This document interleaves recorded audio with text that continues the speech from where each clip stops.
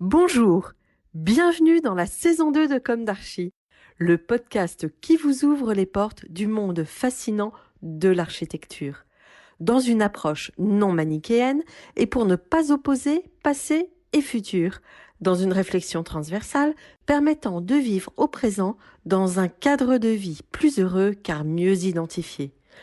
Carpe diem. Je suis Anne-Charlotte, chroniqueuse du podcast, accompagnée de l'ingénierie son pour vous offrir le meilleur. Merci et heureuse de votre fidélité. Maintenant, place au talent. Bienvenue dans Comme d'Archi.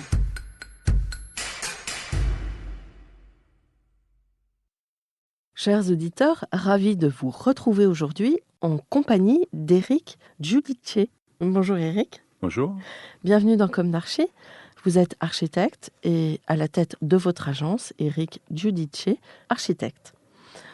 Alors, vous l'appelez EGA, comment... Oui, EGA, Éric Giudice Architects, Ouais. en fonction de Oui. la place que l'on a dans l'espace. Donc, parfois c'est EGA, parfois Éric Giudice Architects. D'accord. Donc, votre agence est basée en France et en Suède et opère dans les domaines de l'architecture, de l'urbanisme, de la recherche et du design. C'est bien ça ? Oui, tout à fait. Grâce à une approche collaborative transdisciplinaire, l'agence a, je cite, démontré sa force conceptuelle dans une série de projets primés caractérisés par leur précision et leur conception innovante. Fin 2018, vous avez livré le MINE, marché d'intérêt national, de Nantes, un complexe de 92 000 m², comprenant des espaces de vente et des services de restauration. Donc un projet très conséquent. Commençons par le début. Quel est votre parcours, votre jeunesse, où s'est ancrée votre envie d'architecture? Quelles ont été vos études? Alors bien sûr, je vous invite à nous éclairer sur votre double ou triple nationalité, je ne sais pas, mais vous êtes vraiment l'archétype de l'Européen? Oui, on peut le dire. Moi, j'ai grandi en Suède et en France, mais aussi en Italie, en Norvège. Donc, on a beaucoup voyagé et beaucoup changé d'école. Donc, ce qui parfois est un peu déstabilisant quand on est enfant, mais très enrichissant. Et aussi, ça m'a donné une capacité, une manière aussi d'écoute, je pense, d'autres cultures et d'échange et de compréhension, en fait, que chaque chose peut être vue de différentes manières. Il n'y a pas une seule manière de voir les choses. Mais du coup, vous avez eu un apprentissage linguistique très précoce. Oui. Vous Oui. parlez combien de langues? 4 langues. Oui. Plus une compréhension des pays. Les langues nordiques sont assez proches. Donc, Vous parlez le suédois, donc? oui, le suédois, allemand, anglais, français, italien. C'est une force pour un architecte? Je pense que c'est une force. Nous, on a une approche où on veut être contextuel. Ouais. Donc, beaucoup d'informations passent quand même par la langue, même si en architecture, on peut communiquer par le dessin. Mais la langue est très importante, l'intonation et la compréhension plus fine du contexte par la langue est importante pour moi et pour l'agence. Alors, le début, est-ce que votre vocation est un héritage culturel et familial ou pas du tout? Vous êtes complètement... Mes parents sont plutôt du côté littéraire, Oui. des sciences humaines. J'avais un grand-père qui dessinait des ponts en Tunisie. C'était un ingénieur de pont. Ouais. Mais sinon, il n'y a pas d'antécédent familial au-delà. Donc, Ouais. je pense que l'architecture, c'est une vocation personnelle Ouais. qui a émergé au fur et à mesure. Vous avez un souvenir particulier qui... Je pense que c'était le fait de construire des choses. Ça peut paraître un peu évident, mais le Lego, la mécanique, l'environnement des années 70, dans les pays nordiques, il y avait beaucoup de jeux de construction, en bois notamment. Donc, je pense que la base était là. Ouais. Après, ça s'est enrichi au fur et à mesure. Ouais. Alvar Aalto vous a... Oui, inspiré? aussi. Différentes approches. Le rapport avec la nature aussi, qui est peut-être moins un rapport architectural, mais quand même un rapport à l'espace, aux espaces naturels, aux espaces construits. Alors, vos études d'architecture, est-ce que vous avez traversé plusieurs écoles ou vous êtes posé quelque part? Je me suis posé à l'école d'architecture de Paris-Belleville avec un enseignement très intéressant, très focalisé sur le projet, avec un héritage moderne bien sûr, mais finalement avec des bases solides, des bases intéressantes sur le travail de l'espace, de la lumière, du fonctionnement. Vous êtes un élève d'Henri Siriani? On va dire que pas forcément un élève, mais Oui. j'ai suivi son enseignement avec un esprit critique, on va dire, Oui. mais avec un intérêt pour la passion surtout vis-à-vis du métier. Oui. On ne partageait pas toutes les idées, puisque certaines idées me paraissaient parfois peut-être un petit peu trop héritées, mais en même temps la passion, l'envie de faire, c'est quelque chose qui nous a transmis, je pense, à beaucoup de générations d'architectes français. Mais ensuite, j'ai eu la possibilité de faire une année d'Erasmus à Venise, donc ce qui a complété en quelque sorte cet apprentissage relativement, on va dire, concret et concentré sur le bâtiment que l'on avait à Belleville, avec des approches beaucoup plus multidisciplinaires, on va dire, ou ouvertes sur d'autres aspects, donc sur la culture, sur l'art, sur la géographie, sur l'urbanisme, avec des professeurs comme Secchi et Pourini, des architectes peut-être pas très connus en France, mais qui ont une importance une grande importance sur le débat théorique, on va dire, dans ces années. Et vous pouvez le préciser pour nos auditeurs? Bernard de Secchi était un urbaniste qui a travaillé beaucoup sur le projet urbain à partir de l'analyse du contexte, donc des structures existantes, avec une analyse très fine, très aboutie sur la géographie, sur l'histoire, etc. Donc le projet qui se concrétise à partir d'une analyse surtout. Pour Pourini, c'était diamétralement opposé, puisque une approche très théorique où on lisait des livres de science-fiction en quelque sorte, et ces livres de science-fiction nous permettaient de concevoir des architectures un petit peu hors du temps et hors de l'espace en quelque sorte. Donc des approches très très différentes, mais complémentaires en quelque sorte. Oui. Une vision futuriste. Futuriste, abstraite et puis ouverte sur des réflexions philosophiques. Alors pourquoi vous aviez choisi Belleville? C'est peut-être Belleville qui vous a choisi? Peut-être aussi, je ne sais pas, c'était peut-être en sortant du lycée, j'ai un petit peu écouté, je voulais être dans un cadre où Belleville, c'est finalement une école assez petite en taille, donc une impression peut-être de petit collectif, et de ne pas être perdu dans une grande université. Voilà. Vous étiez déjà parisien à ce moment-là? Oui, j'ai fait mon lycée à Paris. À Paris. Alors, quand et comment avez-vous commencé votre activité d'architecte? En fait, j'ai commencé même avant de rentrer à l'école d'architecture. J'ai fait plusieurs stages en agence à Stockholm. J'avais envie d'essayer le métier assez tôt. Donc, des stages d'été au lycée déjà. Donc, ça, c'était le premier contact avec le métier, on va dire. Et ensuite, dès la fin des études, j'avais envie de construire assez rapidement, on va dire. Donc, je suis rentré chez Paul Chemetov et j'ai gagné un premier concours assez rapidement. La bibliothèque à vocation régionale de Châlons-en-Champagne. Donc, j'avais 25-26 ans et j'ai pu suivre ce projet qui était relativement important, faire la conception et la réalisation de manière assez autonome, ce qui est très intéressant. J'ai vraiment appris le métier dans sa réalité, au contact des entreprises, au contact du maître d'ouvrage. Donc un complément par rapport l'enseignement que je pense tout jeune architecte a envie d'avoir et pas toujours l'occasion d'avoir aussi tôt et aussi de manière aussi complète, on va dire. Ouais. Vous êtes resté longtemps chez Paul Chemetov? Je suis rentré en 96 et jusqu'à 2003, donc j'étais associé à un moment donné avec lui. L'âge de raison, 7 ans. Voilà, c'est ça. Et donc après, vous vous mettez à votre compte directement? J'ai d'abord créé une agence avec d'autres architectes sous le nom d'Archi 5. Et ensuite, en 2010, j'ai créé EGA avec l'envie de développer de manière plus poussée la relation franco-nordique. Donc, par la création de l'agence aussi à Stockholm en parallèle et aussi une plus grande ouverture sur l'international. Aujourd'hui, votre agence a une équipe... On est une petite quarantaine aujourd'hui. Ah oui, avec je ne savais pas que vous étiez aussi nombreux. la plus grosse entité, on va dire, à Paris.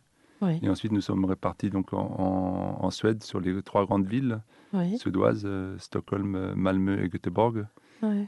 Et on a 2 petites antennes, une à Nantes.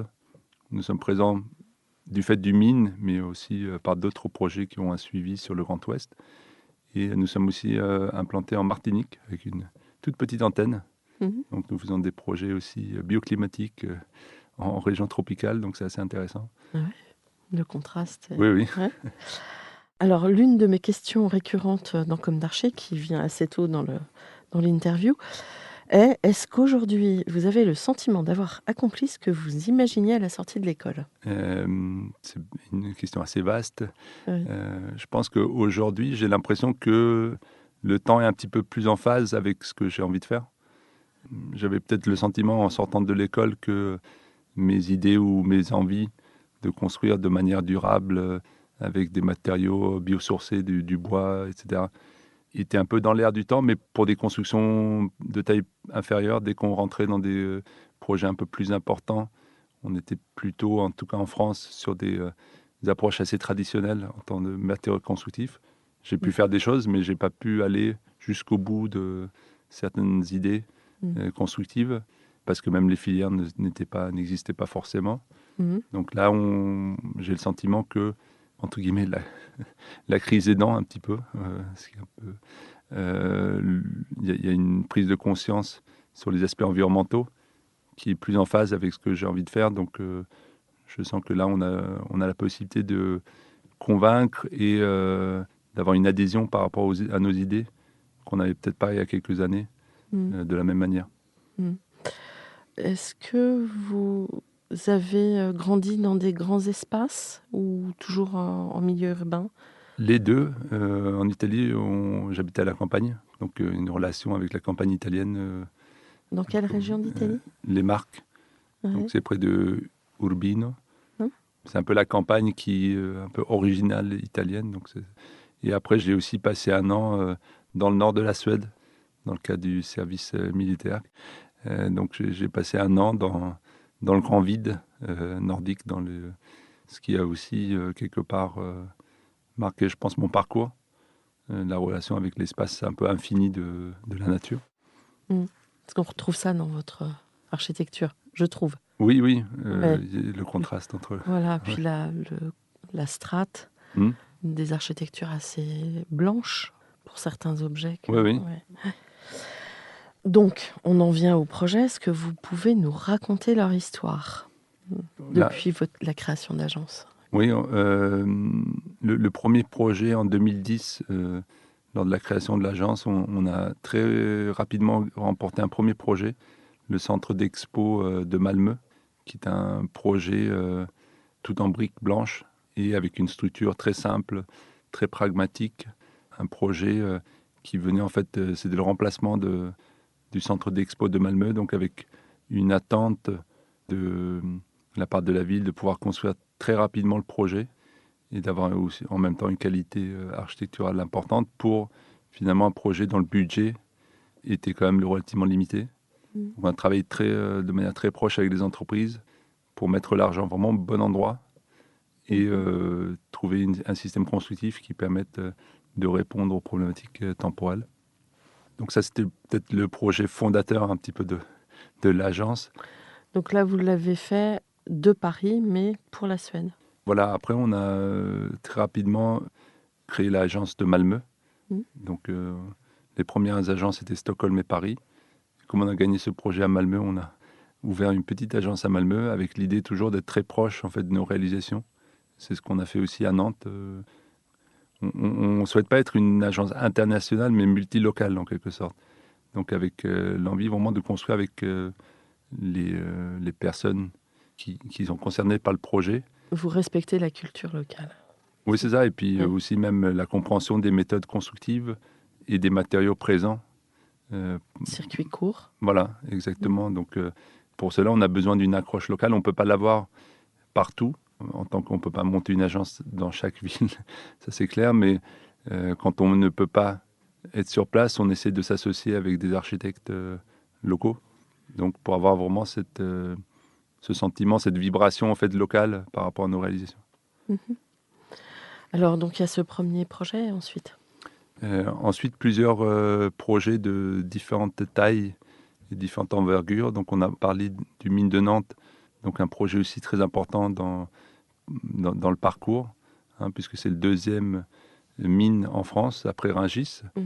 Donc, une taille très importante, avec l'importance là aussi de tenir des délais, de tenir des coûts, mais aussi de concevoir un projet pour 90 opérateurs à peu près. Les opérateurs, ce sont les commerçants en fait qui occupent le mine.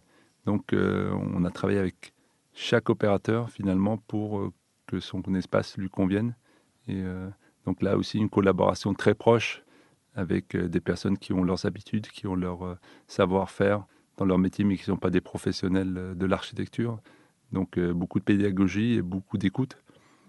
Donc, et un esprit de synthèse aussi. Voilà, c'est ça, puisque 80 envies devaient faire qu'une envie à la fin. Oui. Donc, et la possibilité là d'expérimenter à grande échelle la construction bois. On a une charpente sur la halle centrale qui fait 360 mètres de long pour une portée de 40 mètres en structure bois lamellé collé. Donc un peu une première en France à cette échelle, avec un résultat que moi-même je trouve assez époustouflant quand on est sur place. Vous avez travaillé avec quel bureau d'ingénierie pour ça? Avec un bureau d'ingénierie strasbourgeois qui est aussi implanté à Nantes, OTE. D'accord. Donc avec une bonne compétence de pointe sur la structure bois. Et la structure bois nous amène aussi à réfléchir sur les détails d'assemblage, sur la manière de construire, et donc de manière très proche avec des bureaux d'études. Alors, qu'est-ce qui est important sur un tel projet dans la conception? C'est les flux, la gestion des flux? Oui, bien sûr, c'est un projet à la fois logistique et commercial.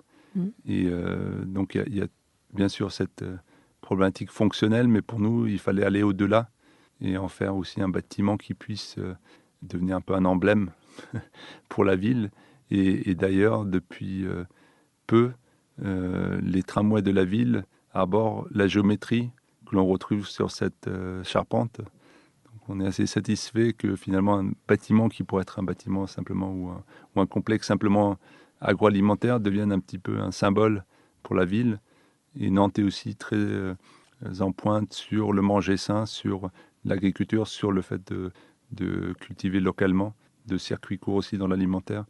Donc au-delà de l'architecture, il y a aussi un projet plus large encore. Oui, il faut rappeler à nos auditeurs qu'à Nantes, il y a tous les maraîchages. Oui, exactement. Donc, je pense que ça joue. Il y a aussi la Loire, enfin tout l'estuaire. Donc, il y a à la fois le poisson de mer et puis les poissons d'eau douce. Une grande richesse là-dessus. Et d'ailleurs, le cœur du mine est destiné aux producteurs-vendeurs. C'est-à-dire, ce sont les producteurs qui viennent vendre eux-mêmes leurs produits. Donc, le circuit le plus court possible, finalement. Ce qui est aussi intéressant de leur dédier des espaces qui sont vraiment un petit peu emblématiques au sein du projet. Donc, en fait, au sein du programme, il y a eu certainement un ajustement par rapport à ça? Oui. Cette vente en direct du producteur? C'est ça. Il y a aussi le bio qui prend de plus en plus d'importance au sein du complexe. Et dans tous nos projets, finalement, on travaille beaucoup sur la flexibilité des structures, sur la possibilité de faire évoluer le programme. Donc une flexibilité à tous les niveaux, finalement. C'est ce qui permet aussi d'être durable sur le long terme, puisque les programmes changent. Les bâtiments doivent pouvoir absorber ces modifications. Et comment vous le décririez? Un peu comme un immense parapluie ou comment... peut-être une canopée plutôt. Une canopée, oui. C'est plus poétique. Mais le crachin breton est très persistant à Nantes. Oui, oui. Donc cette grande halle centrale, Oui. elle est protégée de la pluie, mais elle laisse passer l'air. Oui. Donc avec les bonnes orientations, on a aussi 30 000 m² de panneaux photovoltaïques en toiture qui permettent de subvenir aux besoins assez importants en termes de énergie, puisqu'il y a des chambres frigorifiques finalement qui ont besoin de beaucoup d'énergie pour fonctionner. Donc c'est au-delà de la fonction même, c'est aussi des strates finalement de technologie qui permettent de répondre aux besoins du complexe lui-même. Mmh. En dehors des mines de Nantes, qu'est-ce que vous avez comme autre projet ? Actuellement, nous travaillons sur 2 projets en région parisienne qui sont particulièrement intéressants. On réalise un centre d'animation pour la ville de Paris, dans le 18e. C'est un petit centre d'animation, donc avec des salles pour les activités pour les enfants, pour les jeunes, une salle de danse, un studio d'enregistrement de musique. Donc un petit équipement, mais qui a une grande importance pour ce quartier, pour l'ouvrir aussi, et pour créer un petit peu un cœur de quartier. Le commanditaire, enfin le maître d'ouvrage, c'est la ville de Paris ? Oui, exactement. Donc vous êtes passé par concours, j'imagine ? Oui, c'est un concours avec trois architectes, 3 agences invitées. On a pu remporter ce concours, et notamment par la proposition en terrasse d'un jardin pédagogique. Ça, c'est aussi un peu une approche récurrente de l'agence, d'essayer de proposer des éléments programmatiques complémentaires qui peuvent enrichir le projet et qui peuvent densifier l'utilisation de la parcelle. Donc on réalise un petit jardin pédagogique qui permet dans ce quartier qui finalement est assez minéral d'apporter de la végétation et de créer un lieu où les enfants peuvent expérimenter et rentrer en contact avec la nature. On a fait monter les parois du bâtiment pour clore un petit peu les façades de ce jardin pour qu'on ait uniquement le ciel en visu. Donc une approche un petit peu de bulle au sein de la ville, parce qu'il faut pouvoir aussi s'extraire de la ville parfois pour mieux l'apprécier en fait. Et cette relation à la nature, à la biodiversité nous paraissait important pour les jeunes du quartier. Ensuite, on a un deuxième projet important, une dimension très différente, c'est le village olympique sur l'île Saint-Denis, où l'on était lauréat avec un groupement composé par les promoteurs Pichet-Legendre. Et avec une dizaine d'autres agences d'architecture, on réalise la partie du village olympique qui se trouve sur l'île Saint-Denis. EGA est architecte coordinateur du lot PE, qui est composé de 5 bâtiments, dont nous sommes architectes de 2 bâtiments, une résidence étudiante et un bâtiment de bureau destiné à l'économie fluviale et qui sera utilisé en tant que résidence pour les athlètes durant la phase JO. Donc là, on a travaillé sur la réversibilité du bâtiment en installant des salles de bain, des cloisons mobiles qui seront ensuite récupérées et réutilisées dans d'autres projets du groupe Pichet-Legendre. Ça nous a permis d'expérimenter beaucoup de choses sur des salles de bain préfabriquées qui sont des sortes de plugins finalement qu'on peut pour retirer. On a la possibilité de travailler avec des structures bois sur ces 2 projets, et le projet de résidence étudiante est réalisé en hors site modulaire, c'est-à-dire que chaque chambre est réalisée en atelier, en usine, en Bretagne, et sera acheminée par la Seine sur bateau et ensuite montée sur place, un petit peu comme un Lego. Donc là aussi, on a fait un petit peu un bond dans les techniques constructives, et je pense que globalement, le village olympique, c'est une possibilité aussi de faire bouger les lignes. Exactement. De dépasser la norme. Oui, exactement. Il y a une forte volonté au niveau de l'organisation et des partenaires de marquer aussi et de réaliser finalement un quartier ou un morceau de ville qui peut préfigurer d'autres projets à venir, avec l'ambition de faire la ville, on va dire, résiliente, européenne, qui pourra s'adapter aux évolutions climatiques de 2030, de 2050. Donc avec cette volonté, on va dire, politique forte, et aussi une ambition des différents maîtres d'ouvrage et promoteurs, il y a un esprit assez intéressant qui se développe avec une co-création d'un secteur entier qui pourrait être un petit peu un secteur modèle pour un démonstrateur. Un démonstrateur, en quelque sorte. Et donc, ça n'est pas que du vent, c'est vraiment tangible. Oui. Et ça se traduit comment, vraiment? Donc, l'utilisation des matériaux, une part importante de construction bois, avec l'utilisation aussi de matériaux biosourcés, aussi sur l'utilisation nous, sur nos 2 projets, nous mettons en place des systèmes de ventilation pour améliorer la qualité de l'air à l'intérieur des bâtiments. Donc des choses un peu expérimentales où les promoteurs ont pu avoir des financements pour faire un petit peu de la recherche-développement sur ça avec des spécialistes. Donc, chaque projet a un petit peu sa spécificité au sein d'un peu une constellation de différents projets. Donc il y a ce travail sur aussi la performance énergétique des bâtiments, sur le bilan carbone, grâce au BIM, puisque tous les bâtiments sont réalisés en BIM, c'est-à-dire en modèle 3D. On a aussi la capacité d'avoir en instantané le bilan carbone de l'ensemble des projets, donc avec un suivi assez fidèle à toutes les étapes du projet de ce bilan carbone global. Je crois que vous avez aussi des projets d'urbanisme ou d'aménagement urbain, notamment en Suède. Oui. Et en fait, à la fois, quel est le dénominateur peut-être commun européen dans les techniques d'aménagement, alors à toutes les échelles, et quelles sont les différences de culture entre, par exemple, la France et la Suède, et pourquoi pas la Martinique, parce que... Oui. Ouais. Je pense qu'il y a des différences, on va dire, entre les pays, mais après, parfois autant de différences entre des villes au sein de pays qu'entre deux... Dans un même pays. Voilà, donc je peux retrouver parfois des approches très nordiques à Nantes, comme je peux retrouver d'autres approches en Suède qui sont plus proches des approches parisiennes, par exemple, à Stockholm. Donc c'est aussi savoir si c'est une capitale ou si c'est une ville de plus petite taille. Donc il y a des choses qu'on retrouve entre pays qui finalement sont assez similaires. Je pense qu'avec les ambitions, on va dire, par rapport au climat, il y a beaucoup de réflexions qui se rejoignent, puisque finalement, avec les ambitions mondiales ou européennes, il y a un petit peu une cohérence, en tout cas, des objectifs. Après, comment y parvenir, ça peut dépendre de chaque pays.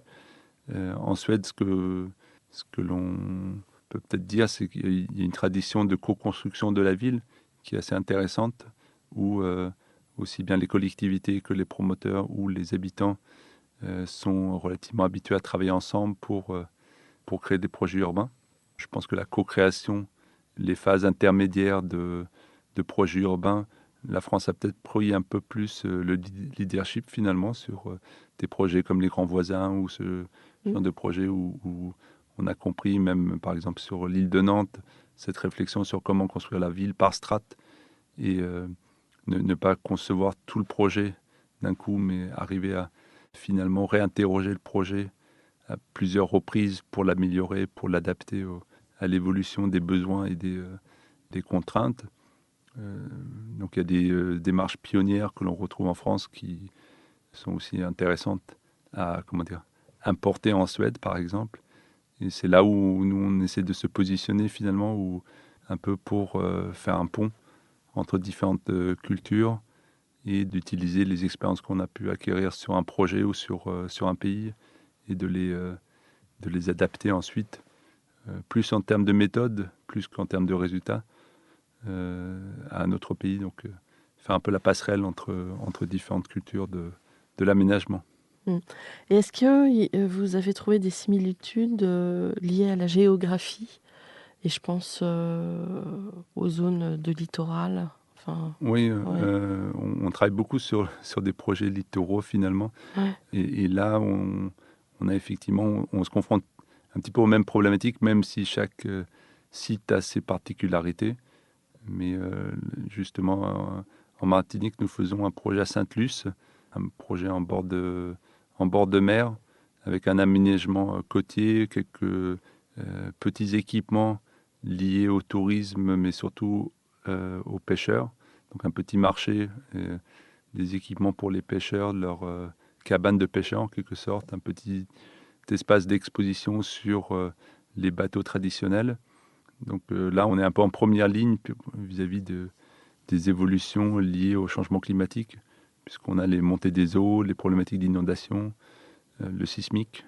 Donc beaucoup de contraintes concentrées sur un secteur. Et ce sont des expériences que l'on utilise aussi dans nos projets nordiques, par exemple. On travaille sur deux très gros projets de reconversion de friches portuaires en Suède. Et finalement, on se retrouve avec des projets assez similaires, on va dire. Après, pas forcément avec les mêmes contraintes, mais des choses assez semblables. Peut-être que vous souhaitez développer un petit peu vos projets urbains en Suède, par exemple, à Malmö. Oui, donc à Malmö, nous avons conçu un master plan pour un secteur qui s'appelle Nyhamnen, le nouveau port. Je ne sais pas si vous êtes familier de Malmö, mais il y a eu un grand projet qui a marqué beaucoup Malmö dans sa transformation qui s'appelle Västra Hamnen et Bo-Nollet. Ce sont des projets finalement où la ville de Malmö est passée d'une ville industrielle vers une ville universitaire et des nouvelles technologies. Et maintenant, la ville préfigure en fait le prochain grand secteur de développement qui s'appelle Nyhamnen, avec la même ambition, mais mise au goût du jour, on va dire, avec encore une plus forte ambition en termes environnementaux. Aussi un travail important sur l'idée finalement de circularité dans la ville et de ville productive. Donc des idées très intéressantes. Donc on travaille sur ce projet. Et dans la ville voisine, ou Trelleborg, qui est une ville beaucoup, on va dire, plus petite, mais une ville finalement qui reçoit beaucoup de transports fluviaux.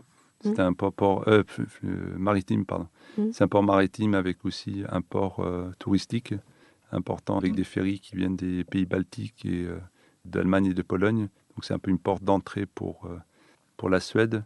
Là, nous travaillons sur un projet un petit peu équivalent, mais même plus important en termes de taille, mais avec des échelles différentes, puisque la ville de Trelleborg est moins dense. Donc on travaille sur un projet, on va dire, un petit peu plus proche de ce qu'on pourrait imaginer un petit peu un Amsterdam, avec des maisons de 4-5 étages, avec un contexte très différent, une échelle très différente par rapport à Malmö. Vous pouvez décrire cette différence ? À Malmö, nous sommes juste à côté de la gare, donc avec un accès très direct jusqu'à l'aéroport de Copenhague. Donc l'attente est d'une densité assez forte, mais avec une présence végétale importante. Des secteurs plus proches de la gare, plus destinés à des activités à du tertiaire, et des zones plus proches de l'eau qui sont plus résidentielles, avec une mixité de programme. Oui, avec une mixité un petit peu, une diversité dans l'ensemble des quartiers, mais une densité peut-être plus forte au niveau de la gare et une proportion plus importante de tertiaire au niveau de la gare. À Trelleborg, nous avons réfléchi un petit peu différemment sur une sorte de village maritime en quelque sorte, avec des quartiers de plus basse densité. C'est pas la même, entre guillemets, pression immobilière à Trelleborg, donc avec des quartiers moins denses et des habitations avec des rez-de-chaussée, avec des activités dans les rez-de-chaussée, une organisation un petit peu différente de la ville qui se rapproche peut-être un peu plus aux villes Hansa baltiques. Après, il faut regarder les plans et les images. C'est difficile de tout décrire. Je sais, c'est un exercice toujours difficile.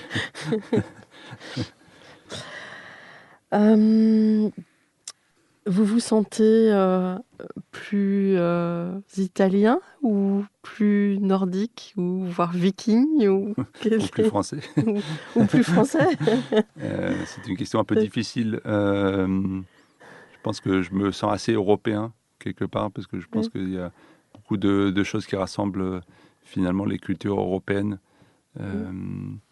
Après, avec cette mixité en fait d'origine, finalement, on n'est jamais tout à fait semblable à celui qu'on rencontre. Donc, souvent, en Suède, je suis peut-être un peu plus français-italien. Et en France, je suis peut-être un peu plus suédois. Mais bon, vous avez à la fois réuni la neige et le soleil en vous-même, en vous, donc c'est... Il faut essayer de ne pas fondre. Voilà, ni de brûler, ni de se congeler d'ailleurs. C'est assez... Enfin, je trouve que c'est très atypique et ça joue quand vous gagnez un projet, quand vous pensez que cette... multiculturalité est un facteur déterminant parfois dans les choix. Sûrement. Après, comment dire, il y a parfois peut-être aussi un peu une difficulté à nous identifier de manière, puisque jusqu'à maintenant, beaucoup d'agences étaient identifiées vraiment par. On avait les agences hollandaises, ensuite les agences japonaises, les agences françaises ou danoises, par exemple. Donc, avec un petit peu une marque de fabrique en fait qui était liée à l'origine. Nous sommes un petit peu dans une autre démarche où finalement parfois les choses peuvent être un peu plus brouillées quand on veut faire du name dropping, c'est peut-être plus difficile de nous identifier. Ouais. Donc parfois ça nous avantage, parfois ça peut peut-être nous désavantager. Ouais, c'est un peu comme dans Comme d'Archie, on est ouvert à tout, oui. À beaucoup d'intervenants et parfois on dit la ligne éditoriale. Justement, c'est ça. C'est la diversité. Voilà. Donc je pense que c'est une approche qui est plus adaptée au monde de demain, mais on a encore un petit peu l'héritage du monde d'avant qui nous suit un petit peu encore. Donc. Oui, puis par peut-être aussi, on a besoin de points de repère immédiats. Oui. Par flemme. Peut-être, par facilité. Oui, sûrement. Mais en tout cas, nous, dans notre méthode, ça va au-delà de simplement l'affichage. Nous, dans notre méthode, cette multiculturalité est très importante. Et d'ailleurs, j'ai peut-être oublié de le dire, au sein de l'agence, il y a beaucoup de nationalités finalement. Voilà, j'allais vous poser la question. On y vient. Voilà, donc on a un groupe très sur les... on n'a pas comptabilisé le nombre de nationalités, mais on a une architecte japonaise, on a un architecte polonais, italien. Donc, on est encore plus ouvert que simplement France-Suède, France-Italie. Et on essaie de tirer vraiment notre force de cette approche quand on dessine des logements avec un background japonais. On ne les dessine pas de la même manière que quand on a un background allemand, par exemple. Oui, au Japon, les vues, je crois, comptent beaucoup, en Asie en tout cas. Oui.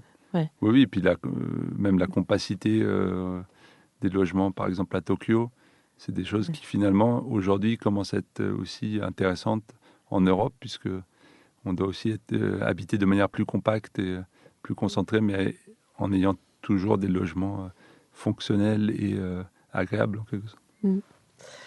Alors, ça ne crée pas trop de conflits quand vous mettez un Allemand et une Japonaise à travailler sur le même projet?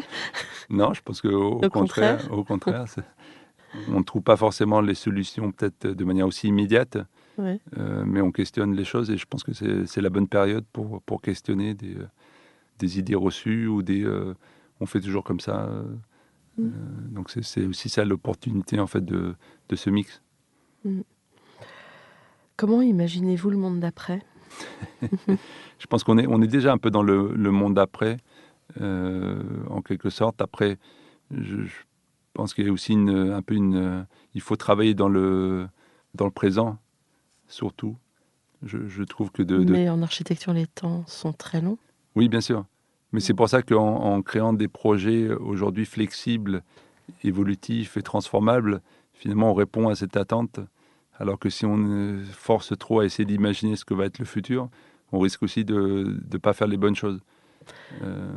Et les maîtres d'ouvrage, les clients sont mûrs pour entendre ça? Oui, je pense. Là, la réversibilité, ça leur parle? Oui, là, on réalise un projet à Göteborg, Platinan, un projet aussi très important en taille, 68 mètres carrés, où on a vraiment basé notre approche là-dessus. C'est-à-dire qu'on a une trame de 8 par 8 mètres au travers de tout le bâtiment. Et finalement, cette trame peut accueillir ou des bureaux, ou un hôtel, ou même du logement. Et finalement, cette grande flexibilité nous a permis de caler le projet au fur et à mesure.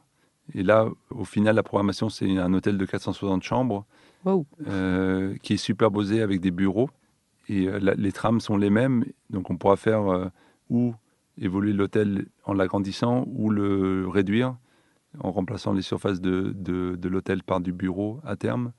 Donc, cette trame est très évolutive et flexible. Et justement, le promoteur Vasa Kronan qui développe ce projet, qui garde en fait son patrimoine immobilier, est très intéressé par cette flexibilité puisqu'il a une compréhension de l'économie globale de son projet sur le long terme. Donc l'investissement dans la flexibilité finalement est presque un peu pas ridicule, on va dire, par rapport au gain de pouvoir avoir un projet qui pourrait être entre guillemets rentable sur le long terme, puisque toujours adaptable. Donc même en phase étude, on a pu, on va dire, affiner le programme avec l'opérateur hôtelier, sans que ça implique de changements notables sur le projet lui-même. C'est une question, là, pour le coup, très économique, finalement. Si on arrive à prouver au promoteur qu'un investissement lui permettra de gagner sur le long terme. Après, il y a des modèles où le promoteur a surtout envie de vendre son projet quand il aura terminé. Ces modèles sont peut-être moins durables. C'est de la pédagogie, mais après, c'est aussi de l'économie surtout. Donc, faut trouver les bons modèles économiques pour que ça fonctionne. Bon, ça bouge en tout cas. Oui, oui. Bon. Quel conseil donneriez-vous aux étudiants en architecture aujourd'hui ? Je ne sais pas, c'est toujours un peu curieux de donner des conseils quand on n'en a pas vraiment suivi les conseils. Dans un sens de transmission ? Oui, bien sûr. Ouais. Non, mais Vous étiez un rebelle ? Peut-être un petit peu. Ouais. En tout cas, je mettais un petit peu en question ce que l'enseignement. Donc, ouais. Je pense que ça, c'est quand même important d'avoir un regard critique. De mettre en perspective. Ouais. Voilà, d'avoir un regard critique et de ne pas suivre une mode ou une tendance. Il y a une grande difficulté aujourd'hui, mais je pense que c'est pas. Enfin, il n'y a pas que moi qui dis ça. C'est finalement on a accès à tout de manière assez immédiate. Donc il y a quand même une tendance à trouver une image ou trouver un modèle par le biais d'Internet qui peut emmener à la reproduction un petit peu de choses pour avoir des résultats, on va dire, efficaces, et, ou la reprise un peu de systèmes qui ont été conçus un peu par d'autres. Je pense que c'est bien de savoir imiter, mais c'est aussi bien de pouvoir créer en fait son propre univers. Et c'est d'être un peu plus difficile aujourd'hui quand on a accès à tout en immédiat. Oui, d'autant qu'en architecture, il faut être patient. Oui, c'est ça. Il faut se décarcasser un peu. Oui. Et c'est vrai qu'il y a peut-être une tendance aujourd'hui, grâce à cet accès finalement, à aller un peu trop vite parfois pour trouver des solutions ou des réponses qui sont peut-être pas tout à fait réfléchies encore. Et l'avenir de votre agence, vous le voyez comment ? Vous avez des rêves de développement ? Oui, l'idée c'est de pouvoir répondre de la meilleure manière à nos clients et à nos commanditaires, mais aussi de pouvoir développer de la recherche au travers de nos projets, mais aussi au travers de collaborations avec des chercheurs, avec d'autres métiers.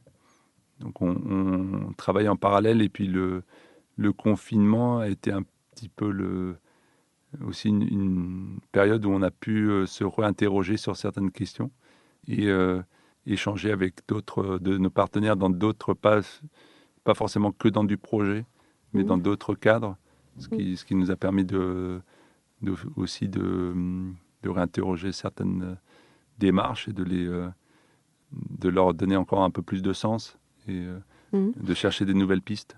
Ouais. Alors, d'ailleurs c'est une question que j'avais un petit peu zappée, mais vous travaillez sur plusieurs types de programmes.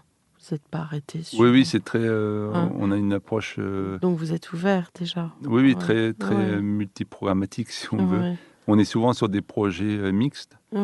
Et c'est un peu la tendance générale en ce moment de créer des projets avec plus de mixité. Donc ça nous intéresse. On travaille sur des projets culturels, des équipements culturels. On a un musée en études en Maroc, un musée du nomadisme, très intéressant à Dakhla, dans le sud marocain. On a été invité aussi pour le concours pour le nouveau musée d'histoire naturelle de Rabat, qui est en jugement en ce moment. Donc on travaille vraiment sur toute typologie de programme. Et donc, comment dirais-je, cette appétence pour la recherche, vous allez vers quelle discipline ? Vous collaborez avec quelle discipline ? On a des approches qui sont assez liées finalement à l'AI, à l'intelligence artificielle. Donc comment utiliser finalement les logiciels de conception architecturale, comment les lier avec des programmes qui sont, par exemple, qui permettent de simuler des aspects climatiques ou des aspects environnementaux dès les phases amont du projet. Donc c'est de l'anticipation. Oui, c'est ça. C'est en fait d'avoir des manières objectives d'analyser les différentes hypothèses de projets ou des scénarios, d'être beaucoup plus en amont sur l'optimisation finalement du bilan carbone ou de l'implantation d'un projet par rapport au microclimat, par exemple.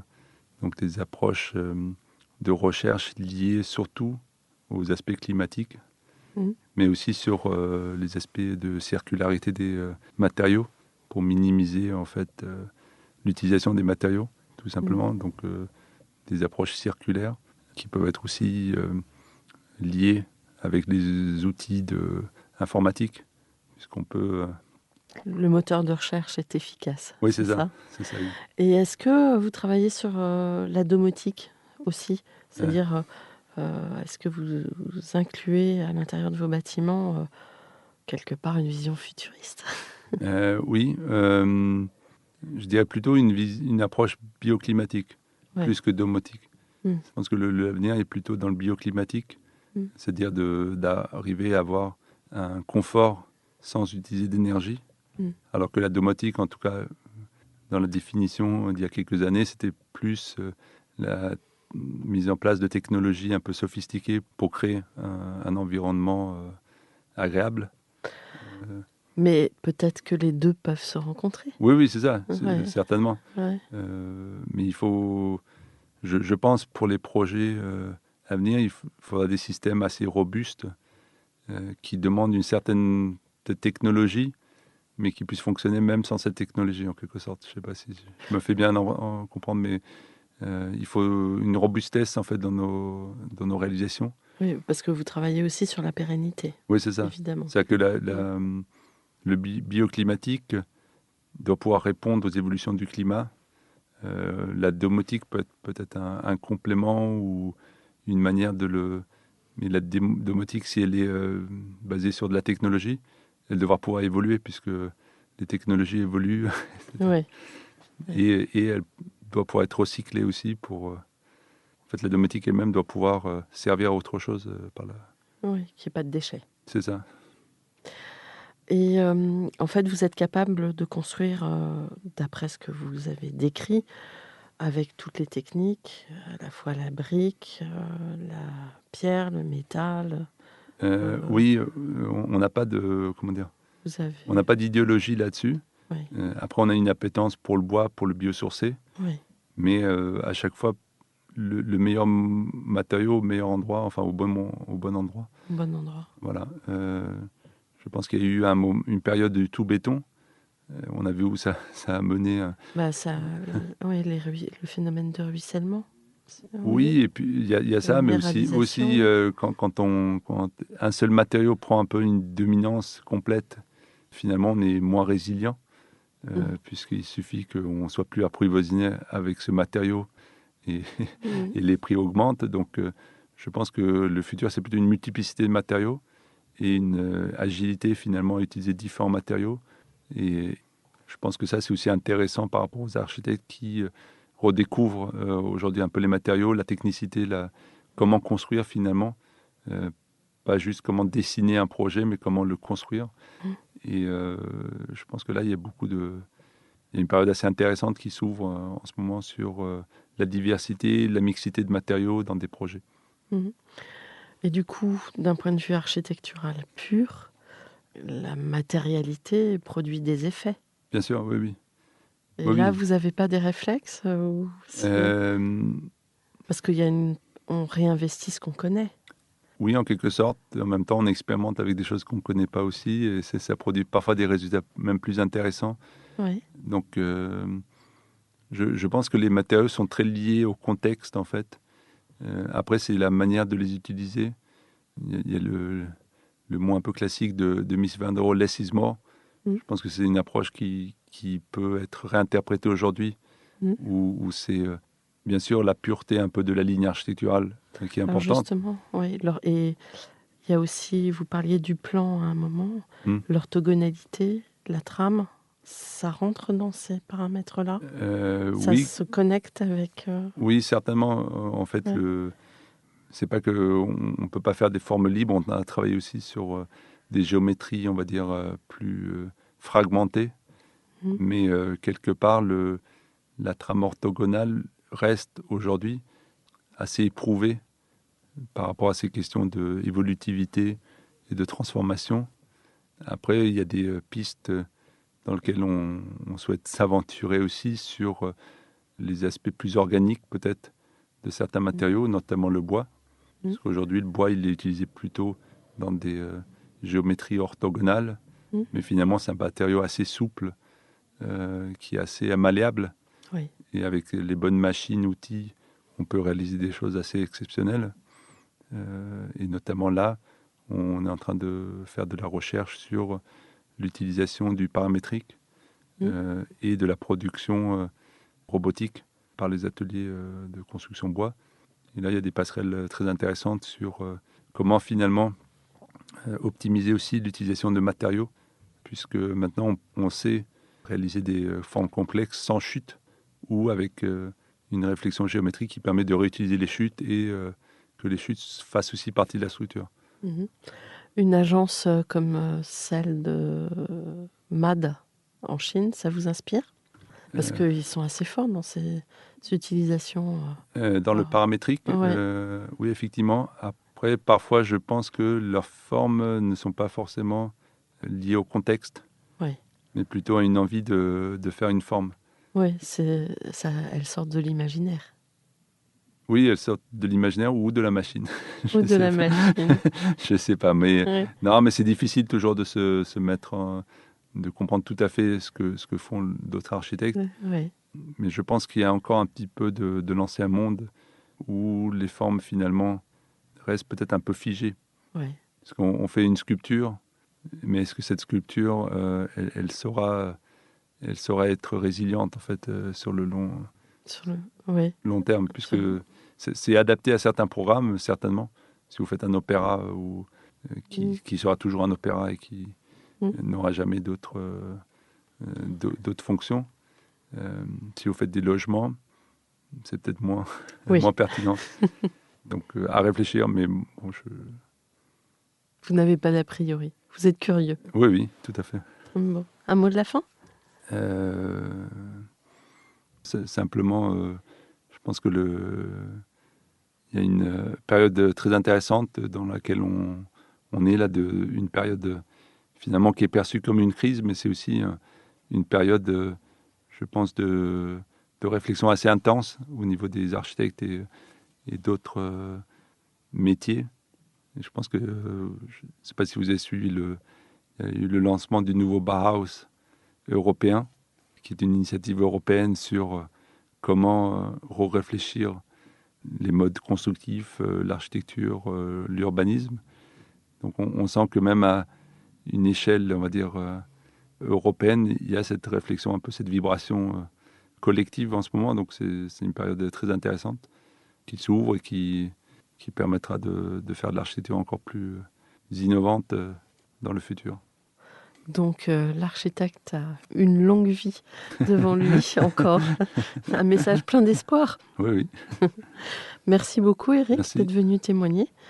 Merci chers auditeurs pour votre écoute et on se retrouve la semaine prochaine pour nos formats courts de l'été. Merci, à très bientôt. Au revoir.